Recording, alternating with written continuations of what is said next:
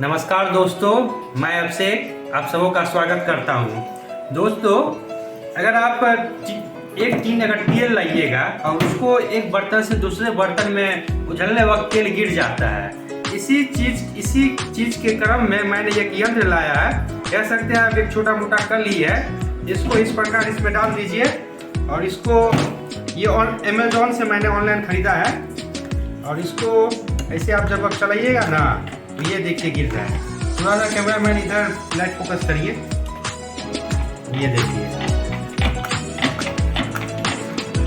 तो इससे आपको कई फायदे होंगे। एक तो सबसे पहली फायदा जो तेल ना नुकसान होगा और इजीली आप एक बर्तन से दूसरे बर्तन